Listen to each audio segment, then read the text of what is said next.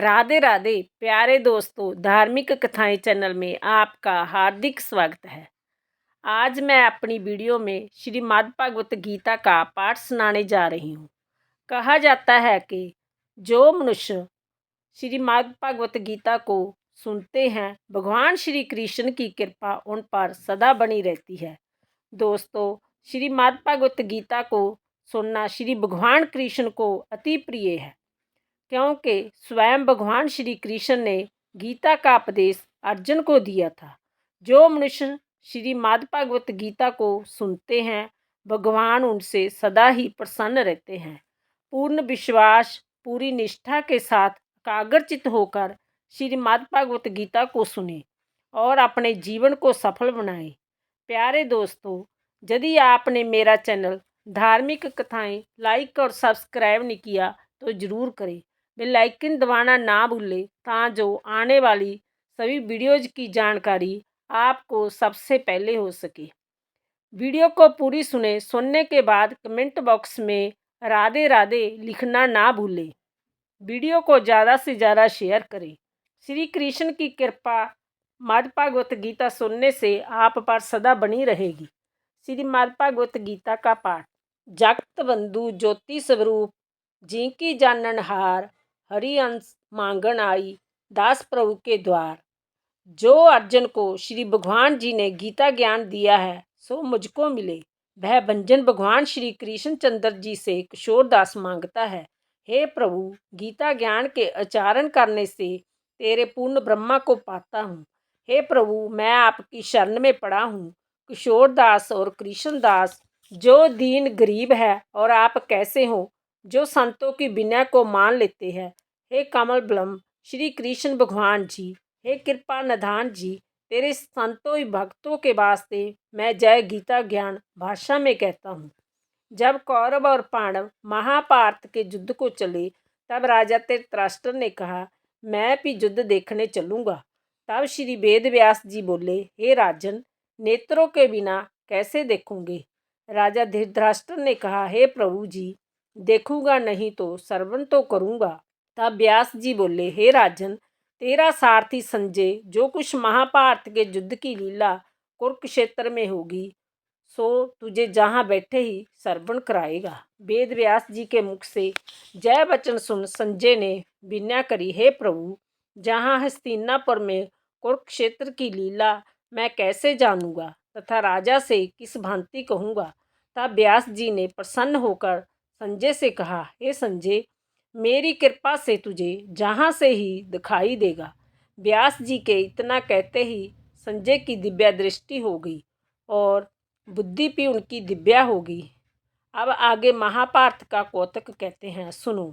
7 असोनी सेना पांडवों की और 11 असोनी सेना कौरवों की। जय दोनों सेनाएं कुरुक्षेत्र में जब एकत्रित हुई, तब धृतराष्ट्र ने पूछा, हे संजय, धर्म के क्षेत्र में युद्ध की इच्छा से एकत्रित हुए मेरे और पांडवों के पुत्र ने क्या किया। संजय ने कहा, पांडवों की सेना की व्यूहत देखकर दुर्योधन द्रोणाचार्य के समीप जाकर कहने लगे, हे आचार्य, देखिए, आपके शिष्य बुद्धिमान द्रुपद पुत्र ने पांडवों की बड़ी सेना की कैसी व्यूह रचना की है।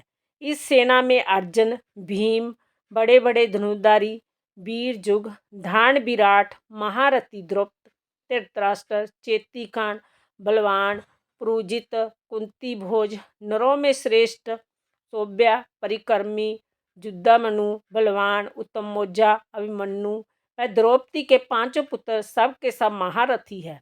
हे ब्राह्मण श्रेष्ठ, आपके सम्मानार्थ अब मैं सेना के प्रधान सेनापतियों के नाम वर्णन करता हूँ। आप भीष्म, कर्ण, युद्ध विजय, कृपाचार्य, अश्वत्थामा, विकर्ण, सोमदत्त का पुत्र भूरिश्रवा और बहुत से सूरवीर मेरे लिए प्राण तक देने को तैयार है। जय लोग शास्त्र चलाने में बहुत चतुर हैं और सब युद्ध विद्या में प्रवीण है। हमारी सेना जिसके भीष्म रक्षक है, अपार बल है, और उसकी सेना के जिसके भीम रक्षक है, थोड़ा सा बल है। अब आप सब अपने मोर्चे पर सावधान होकर सेनापति भीष्म की रक्षा कीजिए। कुरुवृद्ध भीष्म पितामह ने दुर्योधन को प्रसन्न करते हुए और उच्च स्वर में गर्जते हुए शंख बजाया। फिर चारों ओर शंख नगाड़े ढोल गोमुख आदि अनेक बाजे बजने लगे, जिनका बड़ा भयंकर शब्द हुआ। इसके अनंतर सफेद घोड़े के रथ पर बैठे माधव श्री कृष्ण पांडवों और अर्जुनों की दिव्या शंखों को बजाया। श्री कृष्ण ने पांचजन्य और अर्जुन ने देवदंत नामक शंखों को बजाया और भीषम कर्म करने वाले भीम ने पौंडरक नाम बड़े शंख को बजाया। कुंती पुत्र धर्मराज युधिष्ठिर ने अनंत विजय, नकुल ने सघोष, महा सहदेव ने मणिपुष्प तथा महान धनुर्धर कांसीराज, खंडी, विराट, अपराजित, सात्यकी, राजा द्रुपद और द्रौपदी के पांचों पुत्र तथा महाबाहु अभिमन्यु, इन सब वीरों ने अपने अपने शंखों को बजाया। उन शंखों के भारी शब्द से आकाश और पृथ्वी गूंज उठी और धृतराष्ट्र के पुत्रों के हृदय कांप उठे।